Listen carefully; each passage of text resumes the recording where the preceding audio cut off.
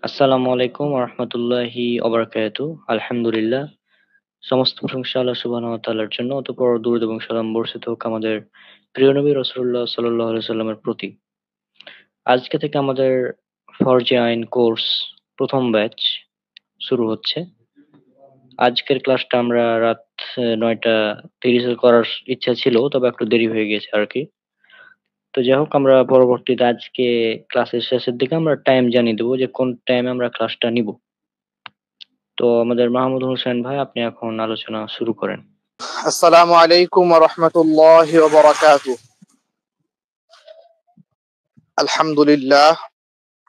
আলহামদুলিল্লাহিল্লাযী খালাকানাল ইনসান ওয়া আলহামানা মা লাম না'লাম ওয়া জা'লানা খায়রাল উমাম, আম্মা বাদ।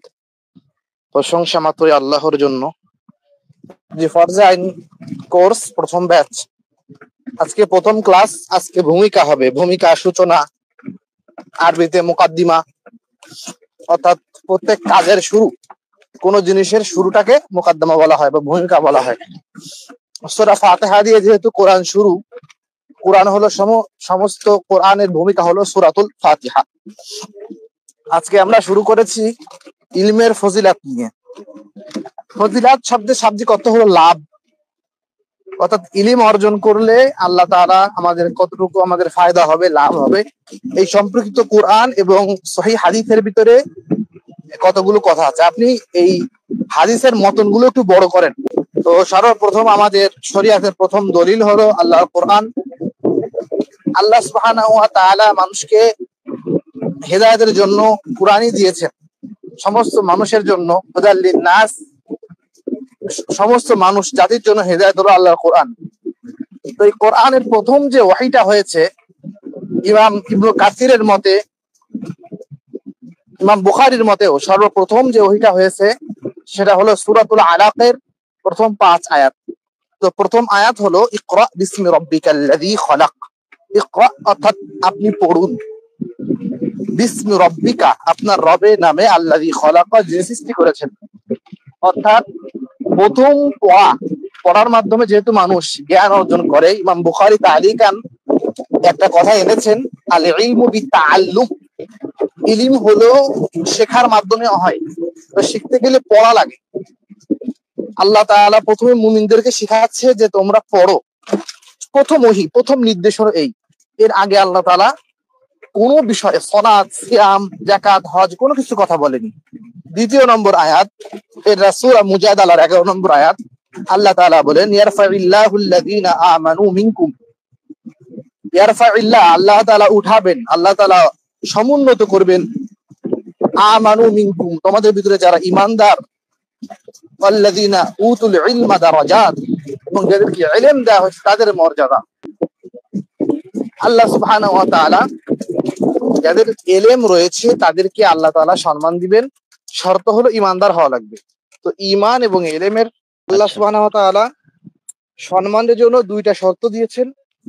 একটা হলো ইলম, ইয়ারফাইল্লাহুল্লাযীনা আমানু যারা ঈমানদার, ওয়াল্লাযীনা উতুল ইলমা এবং যাদেরকে ইলম দেওয়া হয়েছে। ইলমটা কিন্তু দেখেন, উতুল ইলম, উতু মানে হলো দেওয়া হয়েছে। ইলমটা কেউ নিজে নিজে চাইলে অর্জন করতে পারে না, এক্ষেত্রে আল্লাহ তাআলার রহমত লাগে। অনেকের অনেক সম্পদ আছে কিন্তু তারা জাহেল, মূর্খ, শরীয়তের কোনো জ্ঞান নেই। অনেকে আছে মাদ্রাসা থেকেও পাশ করে, এরপরে শরীয়তের বেসিক জ্ঞান তাদের নেই। তো আল্লাহ তাআলা বলেছেন যদি কারো ইলম থাকে এবং ঈমান থাকে, এই দুইটা গুণের মাধ্যমে তাদের সম্মান আল্লাহ তাআলা বাড়িয়ে দিবেন। এখন আমরা হাদিস থেকে ইলমের ফজিলত জানবো। দেখেন, এটা সূরা সহিহুল বুখারী প্রথম খণ্ডে 37 নম্বর হাদিস।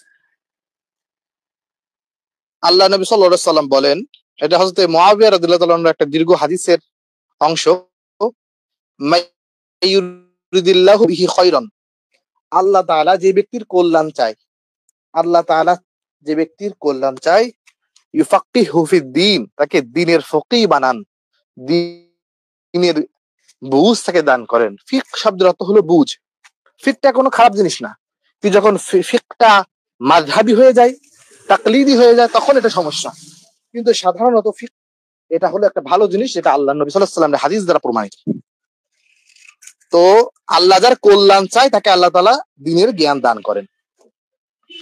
আর দ্বিতীয় নম্বর হাদিস যেটা দেখেন, আল্লাহ নবী সাল্লাল্লাহু আলাইহি ওয়াসাল্লাম বলেছেন, মাই ইয়াকুল আলাইয়া, যে ব্যক্তি আমার সম্পর্কে বলে, মা লাম আকুল, যেটা আমি বলিনি, ফালিয়াতাবাওয়া মাকআদাহু মিনান নার, তার ঠিকানা জাহান্নামে। ইমাম মুসলিম রাহিমাহুল্লাহ, উনি মুসলিমের সহিহ মুসলিমের শুরুতে উনি মুকাদ্দিমার ভিতরে 100-র মতো হাদিস এনেছে যারা মিথ্যা হাদিস বর্ণনা করে তাদের। তো মিথ্যা হাদিস বর্ণনা করার একটা কারণ হলো এই যে মূর্খ থাকা। তারা মূর্খ, তারা তো জানে না কোনটা হাদিস কোনটা না। তারা ভালো ভালো কথাকে সুন্দর, তাদের কাছে যেটাকে ভালো মনে হয় সেটাকে তারা তারা ইসলাম বানিয়ে ফেলেছে। এটা হলো সমস্যা।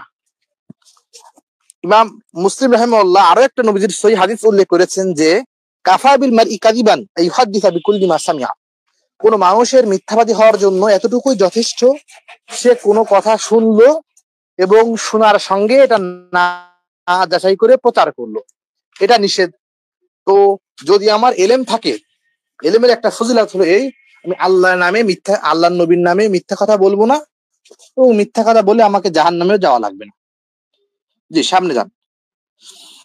এখন আমরা একটা জিনিস লক্ষ্য করব, দেখেন সাইয়্যিদুনা আদম আলাইহিস সালাম, উনার শক্তির সাথে যদি হযরতে জিবরাইলের শক্তিকে মাপা হয়, আল্লাহর কুরআন বলছেন যে যী কুওয়াতিন ইনদা যিল আরশি মাকিন, জিবরাইল হলেন শক্তিওয়ালা এবং আল্লাহর আরশের কাছে সম্মানিত, ফেরেশতাদের কাছে সে সর্দার। এরপরেও আল্লাহ সুবহানাহু ওয়া তাআলা আদমকে ফেরেশতাদেরকে শ্রেষ্ঠ করেছেন এবং কোরআন অনুযায়ী সাইয়্যিদুনা আদমকে সকল ফেরেশতার সিজদা করা লেগেছিল। কোন জন্য বলেন তো? এক নম্বর মূল কারণ হলো ইলম। তার ইলমের দিক দিয়ে। হ্যাঁ, হ্যাঁ, হ্যাঁ। ইলম আদম যদি আলাইহিসসালামকে, হ্যাঁ, আল্লাহ আদম আলাইহিসসালামকে বিভিন্ন জিনিসের মানে জ্ঞান দিয়েছিলেন। নাম তারপর তিনি বললেন জ্ঞান দিয়েছেন, যে সিজদা করো। হ্যাঁ, তখন সবাই সিজদা এই যে করলো, বিষয়টা, ইবলিস ছাড়া। হ্যাঁ, শ্রেষ্ঠত্ব ফেরেশতাদের থেকে কি আদম আলাইহিস সালামের শক্তি বেশি ছিল? বলেন, না। ছিল না। ফেরেশতাদেরকে সে কোটি কোটি ফেরেশতা, আল্লাহ যত ফেরেশতা সব ফেরেশতাদের ভিতরে শ্রেষ্ঠ। এরপরেও হয়তো আদম থেকে সে এলেমের দিক থেকে নিচে। কারণ কি? ফেরেশতাদেরকে নিজে নিজে জ্ঞান অর্জন করার যে সক্ষমতা, এটা আল্লাহ তাআলা দেননি। কিন্তু মুমিন বান্দাদেরকে আল্লাহ তাআলা শিখার মাধ্যমে জ্ঞান অর্জন করার যে সুযোগ দিয়েছেন। ফেরেশতারা বলেছিল যে সুবহানাকা লা ইলমা লানা ইল্লা মা আল্লামতানা, আল্লাহ আপনি আমাদেরকে যা শিখিয়েছেন তা ছাড়া কোনো জিনিস শেখার ক্ষমতা আমার নেই। এখন দেখেন শব্দটা কিন্তু ইলম, ইলমের বাংলা যদি অনুবাদ করা হয়, ইলম অর্থ হলো জ্ঞান, আর তালিব অর্থ হলো তালাশকারী, যে ব্যক্তি খোঁজে। তাহলে তালিবে ইলম মানে হলো যে জ্ঞান অন্বেষণ করে। আল্লাহ নবী সাল্লাল্লাহু আলাইহি সাল্লাম, এখানে একটা হাদিস আমি উল্লেখ করেছিলাম, এটার আরবি হয়তো মুছে গিয়েছে বা কি হয়েছে জানি না, যেটা খুবই প্রসিদ্ধ হাদিস, তলাবুল ইলমি ফারিদাতুন আলা কুল্লি মুসলিম, জ্ঞান অন্বেষণ করা প্রত্যেক মুসলিমের উপর ফরজ।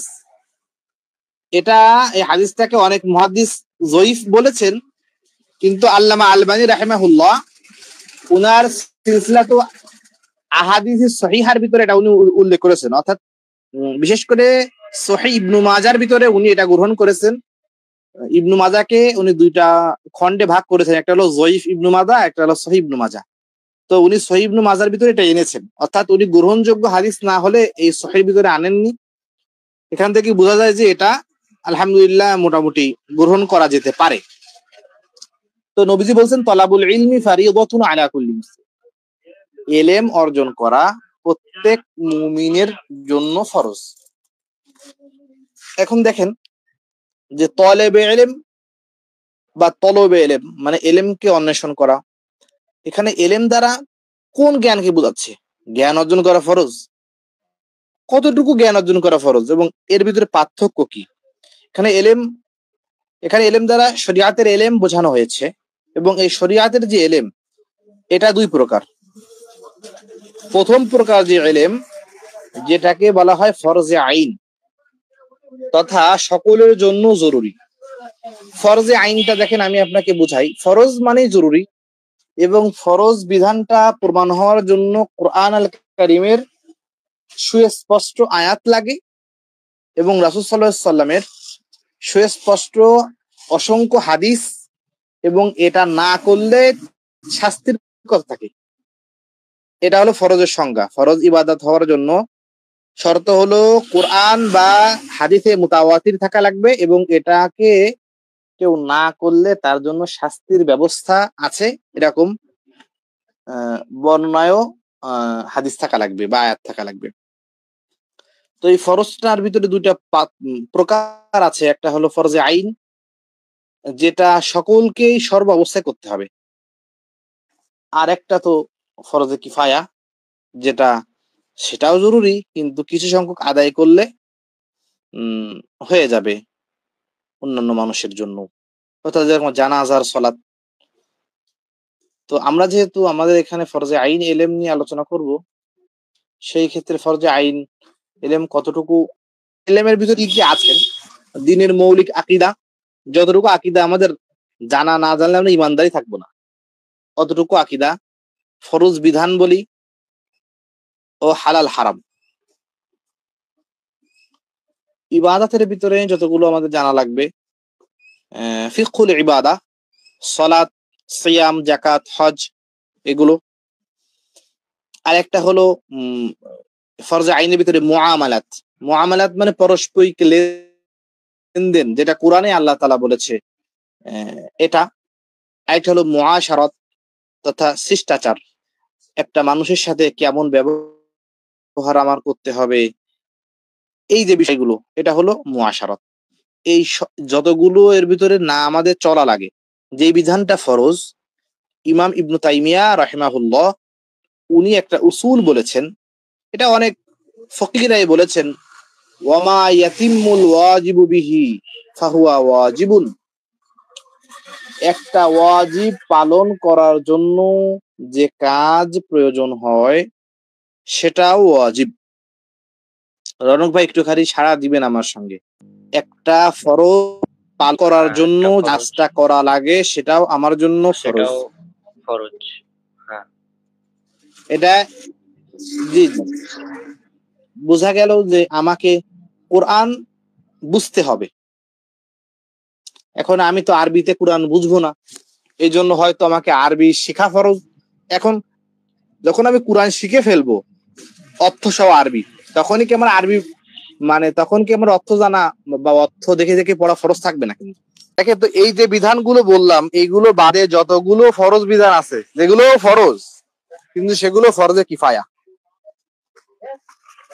অর্থাৎ সালাত, সিয়াম, হজ, যাকাত, যেই বিধানটা ফরজ ওর এলেম অর্জন করা আমার জন্য ফরজ। যে বিধানটা ফরজে কিফায়া, সেই বিধানটার এলেম অর্জন করা আমার জন্য ফরজে কিফায়া। এখন দেখেন, যতগুলো ফরজে কিফায়া দেখেন, আমাদের কিন্তু অনেকে আছে ফরজে আইনের খোঁজ নেই, বেসিক আকীদা, বেসিক সালাত পড়তে পারে না, কিন্তু তারা কি করে জানেন, নতুন বিগিনার হয়ে ওনারা তাফসীর ইবনে কাসির খুলে বসে, না হলে সহিহুল বুখারী খুলে বসে। এই ক্ষেত্রে সমস্যা কি হয়, সে যখন কিছুদিন পড়তে দেখে বিরাট ব্যাপার, অনেক পড়া লাগবে, সেই ক্ষেত্রে সে ওইখান থেকে এসে ফিরে আসে।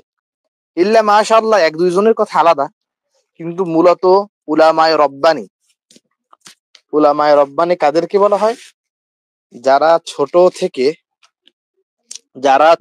থেকে ছোট এলেম শিখতে শিখতে বড় এলেম শিখে, তাদেরকে উলামায়ে রব্বানী বলা হয়। ভাই, উলামায়ে রব্বানীর সংজ্ঞা কি আপনি বুঝতে পেরেছেন?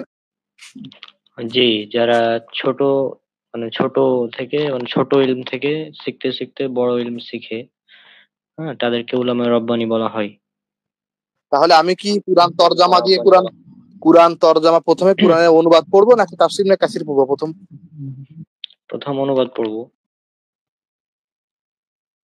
হ্যাঁ, এইটা হলো উলামায়ে রব্বানীর বৈশিষ্ট্য। এখন দেখেন এলেম ফরজে কিফায়া কোন এলেম গুলো, আসমা ও রিজাল সম্পর্কে জানা, আমাদের শেখ জুবাইর আলী জাই ওনাদের মতো ওই যে এলেম, উনি সিয়ারু আলামিন নুবালা, এটা হলো উসুল মানে আসমা ও রিজাল সব থেকে বড় একটা কিতাব ইমাম যাহাবী রচনা করেছে, মানে হাজার হাজার রাবীদের জীবনী। উনি বলেছে যে এক একটা করে অক্ষর করে পড়ে আমি এটাকে 2 বার খতম করেছি। এই কিতাবটা 20-22 খণ্ডে ছাপা হয়েছে, প্রত্যেক খণ্ডে কত শত শত পেজ, কিন্তু এটা উনি 2 বার শেষ করেছে। তো এইটাকে যদি ফরজে আইন বলা হয় তাহলে তো সবাই দৌড় মারবে না। শরীয়তের এই যে এলেমটা যেটা অতিরিক্ত, এটাও ফরজ। কারণ যদি আসমা রিজাল না থাকে, নাসির আলবানী না থাকতো, উম্মতের যে কি অবস্থা হতো ভাই। একটা আরবি কবিতাকে হাদিস বলে চালায় দেয়, কিন্তু সেখানে এসে ধরে ফেলে এক হাত দিয়ে জুবাইর আলী জাই রাহিমাহুল্লাহর মতো লোক, না হয় হযরতে নাসিরুদ্দিন আলবানী রাহিমাহুল্লাহর মতো। যাই হোক, এগুলো উলুমুল হাদিস, উসুলুত তাফসীর, উসুলুল ফিকহ, কাওয়াইদুল ফিকহ, এই লেভেলের জ্ঞান, এবং এটাও ফরজ, কিন্তু এটা ফরজে কিফায়া পর্যায়ের এলেম। করার জন্য সর্বপ্রথম বিশুদ্ধ নিয়াত থাকা লাগবে। নিয়াত যদি আমার শুদ্ধতা না থাকে, বিশুদ্ধ নিয়াত যদি আমার না থাকে, আমি কখনো আমার এলেম দিয়ে উপকার আমি পাবো না।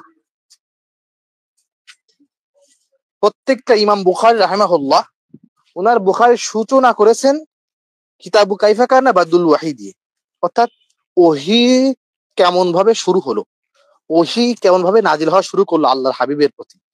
কিন্তু বলেন এখানে কি ইন্নামাল আমাল বিন্নিয়াত, ইমাম বুখারী তো অধ্যায়ের সাথে মিল রেখে হাদিস আনেন, কিন্তু উনি ওহীর শুরুতে ইন্নামাল আমালু বিন্নিয়াত আনলেন। এটার কাজ হলো, যদি আমার নিয়াত সহি না থাকে, সেই ক্ষেত্রে আমার কোনো এলেম দিয়ে কোনো কাজ আমার হবে না। এই জন্য আমাকে নিয়াতকে বিশুদ্ধ করা লাগবে। আল্লাহর নবী একটা হাদিস আমি পড়েছি, এবং এটা হাদিস ফাউন্ডেশন থেকে সহি হাদিস সংকলন করা আছে ক্লাস 4 থেকে 10 পর্যন্ত। তখন আমি পড়েছিলাম, আল্লাহ নবী বলেছেন, যে ব্যক্তি মান তলাবাল ইলমা লিউজারিয়া বিহিল উলামা আও লিউমারিয়া বিহিস সুফাহা, যে ব্যক্তি কোনো আলেমের সাথে তর্ক করার জন্য অথবা মূর্খদের কাছ থেকে মন জয় লাভের উদ্দেশ্যে এলেম শিখে, তাকে আল্লাহ তাআলা জাহান্নামে দিবে। এই জন্য আমার এলেম শিখবো আমি আমার আল্লাহর মুহাব্বতে, আল্লাহর দ্বীনকে মানার জন্য, প্রচার করার জন্য। এছাড়া যে শো অফ আমার উদ্দেশ্য হয়, সেই ক্ষেত্রে আল্লাহর কাছে আমাদেরকে জবাব দাও। দ্বিতীয়ত দেখেন, ইমাম শাফিঈ রাহিমাহুল্লাহ উনি কিছু কবিতার মাধ্যমে, ওনার একটা কবিতার বই ছিল সংকলিত, উনি নিজে লিখেছেন দিওয়ানুশ শাফিঈ, অর্থাৎ শাফিঈর কবিতা। এর ভিতরে উনি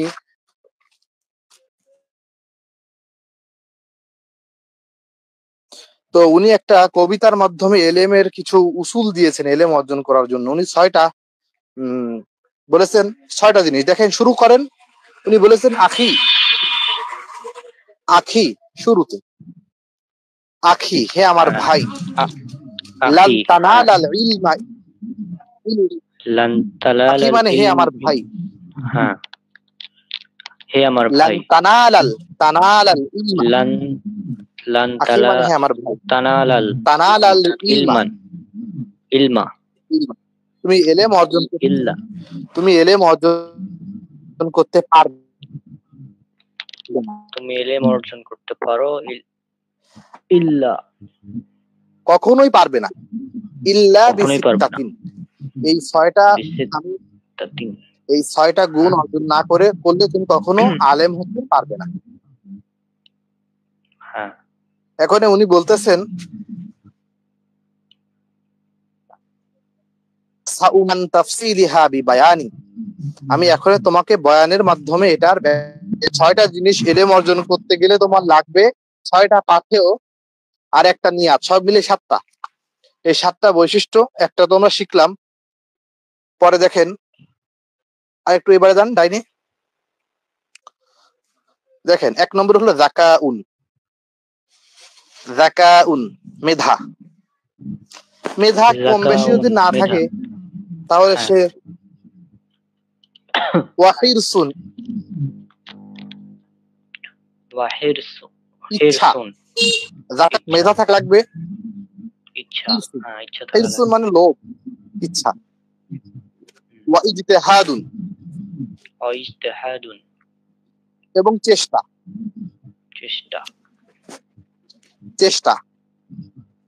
বুলগাতুন প্রাপ্ত বয়স। বুলগাতুন। প্রাপ্ত বয়স মানে এইটুকু যে ভালো মন্দ তামিজ করতে পারা, হ্যাঁ। বালেগ হওয়া। কয়টা বললো এখানে ভাই? এখানে বলতে এখানে কয়টা? হচ্ছে যাকাউন, একটা, দুটা, ওয়াহিরসুন, মেধা, তিনটা, চারটা। দুইটা।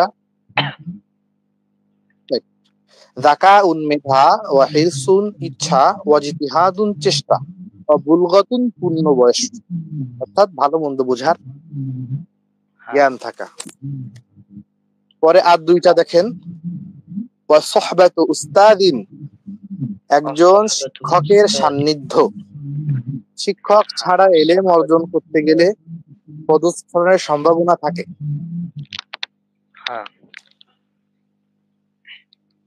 সোহবাতু উস্তাদিন একজন শিক্ষকের সোহবাতু উস্তাদিন একজন সান্নিধ্য। শিক্ষকের সান্নিধ্যে। সোহবাত সান্নিধ্য। দেখেন হ্যাঁ। আমি একটা জিনিস বলি, এখানে অনেকে কিন্তু একটা এখানে ভুল ব্যাখ্যা করবে, যে বলবে উস্তাদের সোহবাত হ্যাঁ, তোমার হ্যাঁ, নেই, কিন্তু স্কুলে পড়েছে। যখন আমি হ্যাঁ, যখন হ্যাঁ, বুখারি হ্যাঁ, পড়তেছি, একটা অনুবাদ বুখারি, এবং হ্যাঁ, এই বুখারি অনুবাদটা যখন করেছে আল্লামা মামুনুল হকের আব্বা আল্লামা আজিজুল হক সাহেব, কেমন যেন সে বুখারি পড়াচ্ছে, আমি তার দর্শে বসে পড়তেছি। হ্যাঁ, তো হ্যাঁ, যখন আমি আজিজুল হক সাহেবের অনুবাদটা পড়তেছি, তার কাছে এই হাদিসটা পড়তেছি। এখন আপনি যদি বলেন যে অনুবাদ পড়া যাবে না, তা অনুবাদ পড়া যদি না জায়েজ হয়, তাহলে অনুবাদ করা কি জায়েজ? যারা এই কথা বলে অবশ্যই যায়। তারা যেতে তাদের হ্যাঁ। লাইব্রেরি থেকে হুম, হুম। কোরআনের কোরআনের অনুবাদ তারা কিন্তু ছাপে, আবার বলে কি কোরআন পড়লেন না, কোরআন পড়লে গুমরাহ হয়ে যাবেন। এটা আল্লামা আব্দুল্লাহ জাহাঙ্গীর রাহিমাহুল্লাহ উনি বলেছিল যে কোরআন পড়লে মানুষ গুমরাহ হয়ে যাবে, এই কথা তো ফেরাউনের কথা। কারণ ইতিহাসে পাওয়া যায় সে সকল ধর্মীয় প্রতিষ্ঠানগুলো বন্ধ করে দেয় তার শাসন আমলে। এখন আমারও যদি অবস্থা তাই হয়, উস্তাদিন একজন উস্তাদের সান্নিধ্য। তো এই সান্নিধ্যটা দুই ভাবে নেওয়া যায়। আমি মনে করেন কি, আমি অনেক আলেম আছে যাদেরকে সরাসরি তাদেরকে পাওয়ার আমার সৌভাগ্য হয়নি, কিন্তু তাদের সাথে আমার অনলাইনে যোগাযোগ হয়েছে এবং তাদের কাছে আমি পড়েওছি আলহামদুলিল্লাহ। এখন বলেন এটাকে আমি তার সান্নিধ্য পাইনি? হ্যাঁ, পেয়েছি। এটা যেমন সান্নিধ্য, তার এক কোনো গ্রন্থ যখন আমি যখন কোনো অনুবাদ বা ব্যাখ্যা গ্রন্থ করতে, সেই ক্ষেত্রে হ্যাঁ, কেমন যেন আমি তার কাছেই পড়তে, ইনডাইরেক্ট হলেও এটাও সেই বইটা আমার উস্তাদ। যদি কোনো আরবি বই সরাসরি আমি পড়তে পারবো না, কিন্তু আমি যখন অনুবাদ পড়তেছি, তো অনুবাদের যে লেখক সে যদি ভালো হয় আমার কাছে, তো ওইটা তার সান্নিধ্য। কিন্তু এরপরে ভারহাল আমাদের উচিত হবে কোন শিক্ষকের কাছে সরাসরি তার কাছে এলেম অর্জন করা, তাহলে তো নূরুন আলা নূর, সোনায় সোহাগা। হ্যাঁ, সর্বশেষ যেটা দেখেন ভাই, 6 নম্বর যেটা অতুলু জামানি, এটা আমরা কেউ পারি। এটা দেখেন আমি তো 7 সাল থেকে মাদ্রাসায় পড়ি। এরপরেও আমরা চাই কি জানেন, শর্টে কোনো কিছু হয়ে যাবো। যারা শর্টের হ্যাঁ, পথ অবলম্বন করে, আমাদের হয় 3 বছরের দাওরা, 6 বছরের দাওরা, 5 বছরের দাওরা, এরকম করে কি হয়, ও কোনো কিছু অর্জন করতে পারে। তো লাস্টে হ্যাঁ, উনি বলেছেন 6 নাম্বার হলো উস্তাদের সোহবাতের পরে ওয়াতুলু জামানি, তুল মানে হলো লম্বা, আর জামান মানে হলো সময়। ওয়াতুলু জামানি অর্থাৎ লম্বা সময়। এলেম অর্জন করতে হবে কয়দিন ভাই? লম্বা সময়। অতুলু জামানি। হযরতে মূসা একটা মনে যাবেন ভাই, হযরতে মূসা উনি একজন জালিলুল কদর নবী হওয়ার পরেও উনি এলেম শিখা লেগেছে উনার এলেম তো আল্লাহ দিয়েছেন, এর পরেও সে এলেম শেখার জন্য বলেছে যে আমি এতক্ষণ পর্যন্ত ক্ষান্ত হব না, আপনার কাহাফের ভিতরে আপনি দেখবেন যতক্ষণ আমি মাজমাউল বাহরাইন দুই সমুদ্রের স্থানে যাবো, ঠিক আছে, আমি এলেম শিখবো।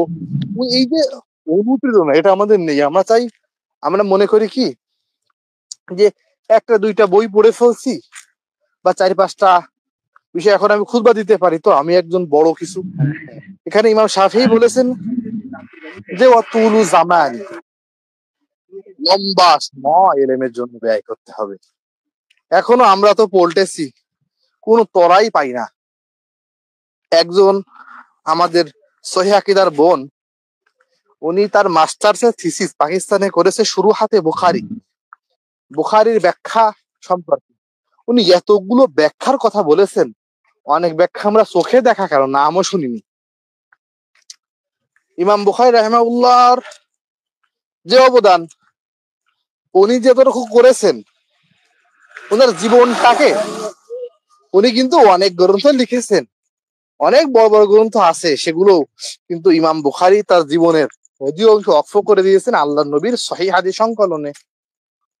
তো উনার এই অবদানের কেউ মূল্য দিতে পারেনি। কিছু কিছু মুহাদ্দিস বলেন যে শুধুমাত্র ফাতহুল বারির মুসান্নিফ বা লেখক আল্লামা ইবনু হাজার আসকালানি, উনি নাকি একটুখানি এর প্রতিদান দিয়েছেন। অর্থাৎ উনার ফাতহুল বারিটা এটা বুখারীর সব থেকে শ্রেষ্ঠ গ্রন্থ, ব্যাখ্যা গ্রন্থ, ভাষ্য গ্রন্থ।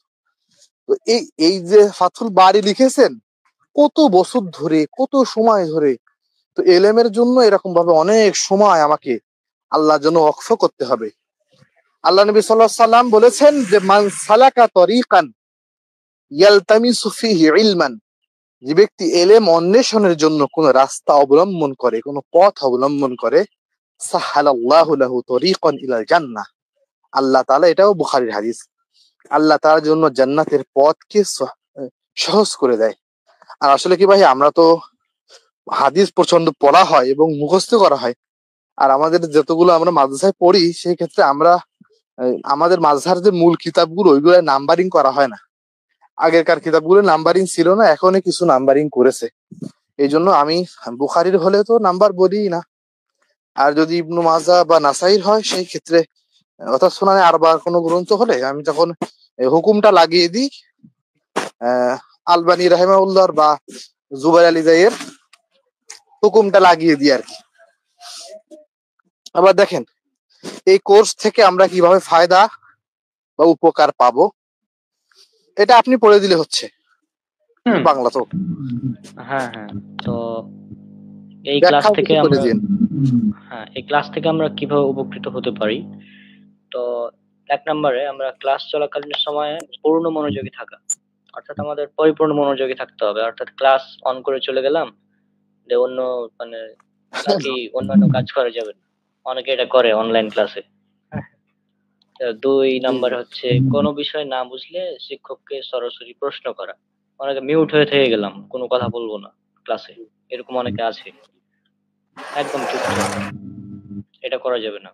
না বুঝলে অবশ্যই বলতে হবে, প্রশ্ন করতে হবে। আর প্রশ্ন করাকে বলা হয় আসওয়ালু নিসফুল ইলম, সঙ্গত প্রশ্ন এটা হলো জ্ঞানের অর্ধ। হ্যাঁ, আর ইলম নিয়ে অহংকার না করা।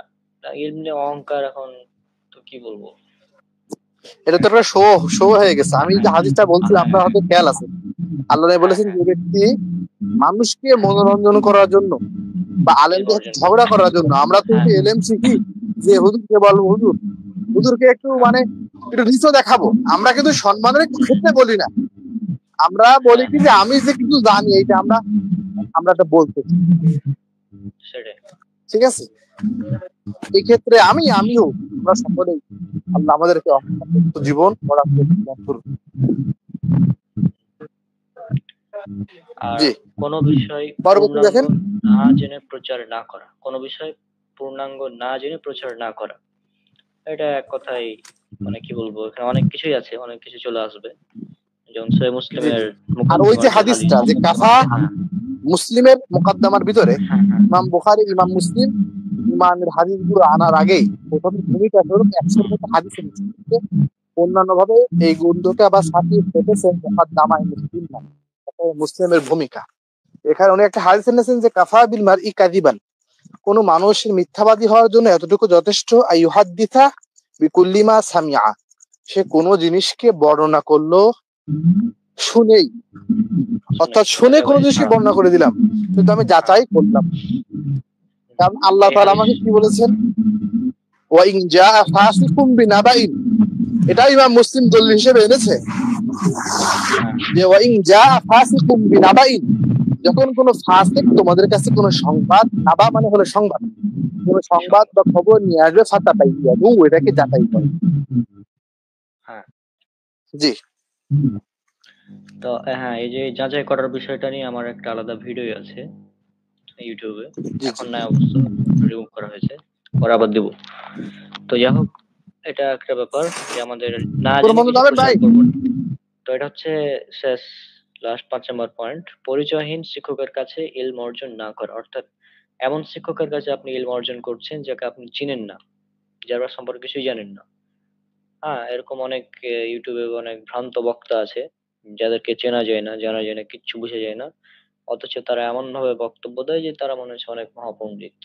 তারপর আমাদের মানে বর্তমানে ফিতনা হয়ে গেছে একটা। হ্যাঁ, অনেকেই পরিচয়হীন আছে। তারা বিভিন্ন ধরনের ভাবে মানে বিভিন্ন ভাবে তারা ফিতনা ছড়াচ্ছে সালাফিদের বিরুদ্ধে। নিজেকে সালাফি পরিচয় দিয়ে তাদেরকে আমরা নাম দিয়েছি সুপার সালাফি অবশ্য। তো তারা এভাবে আর কি অনেক বিভ্রান্তিকর তথ্য ছড়িয়ে দিচ্ছে। তো যাই হোক, এভাবে আমাদের এগুলো থেকে বেঁচে থাকতে হবে। তো এই হচ্ছে ৫টা পয়েন্ট আমাদের মাথায় রাখতে হবে, আর আমরা চেষ্টা করব এটা কন্টিনিউ করার। যেহেতু আমরা এটা পেড ভার্সন করতে চেয়েছিলাম, কিন্তু মানে কেউ আসলে আসেনি তেমন। তো আমরা এখানে আপাতত ফ্রি রাখছি এই কোর্স। এই প্রথম ব্যাচ আপাতত ফ্রি রাখছি, পরবর্তী ব্যাচ হয়তো আমরা পেড করতে পারি যদি এখানে তেমন সাড়া পাওয়া যায়। তো আপনারা এই লাইভটি মানে আগামীকাল ইনশাল্লাহ আমরা ২টার সময় ক্লাস নেব, দুপুর ২টা, রমজান মাসে, অর্থাৎ জোহরের পর। সে সময় অনেকেই ফ্রি থাকবেন, সে সময় ক্লাস নিলে ভালো হবে আর কি। তো আমরা সে সময় ক্লাসটা নেওয়ার চেষ্টা করব। আজকে আমরা বিদায় নিচ্ছি। সবাই আমাদের জন্য দোয়া করবেন। ইনশাআল্লাহ দেখা হবে পরবর্তীতে। আসসালামু আলাইকুম রহমতুল্লাহি ওবারাকাতু। আসসালামু আলাইকুম রহমতুল্লাহি ওবারাকাতু। এই রমজান মাসে আমাদের একটি নতুন কোর্স আমরা চালু করেছি আমাদের সালাফি দাওয়া প্ল্যাটফর্মের পক্ষ থেকে। সেটা হচ্ছে ফার্জি আইন কোর্স। অর্থাৎ একজন মুসলিমের জন্য যেগুলো না জানলেই নয়, মানে একজন মুসলিম হিসেবে যে বিষয়গুলো জানা বাধ্যতামূলক, সে বিষয়গুলো নিয়েই আমাদের এই কোর্সটা সাজানো হয়েছে। আর এই কোর্সের সঞ্চালক হিসেবে আমি থাকছি মোহাম্মদ মোসাব্বিরুল ইসলাম। আর এই কোর্সের ক্লাস নেবেন আমাদের উস্তাজ মাহমুদুল হোসেন ভাই। তো আপনারা যারা কোর্সে যুক্ত হতে চান, তার উপরে গুগল ফর্মের লিংক দেওয়া আছে, গুগল ফর্মের লিংকটা আপনারা পূরণ করে, গুগল ফর্মটা পূরণ করে আপনারা জমা দিন। আশা করছি এই কোর্সটি করলে আপনারা অনেক উপকৃত হবেন, কেননা এই কোর্সটি মূলত একজন মুসলিম হিসেবে প্রত্যেকেরই করা জরুরি। এই জন্য এই কোর্সটি যদি আপনারা করতে পারেন তাহলে ইনশাল্লাহ আপনারা অনেক কিছু জানতে পারবেন। তো আশা করছি আপনারা সবাই এই কোর্সটি করবেন।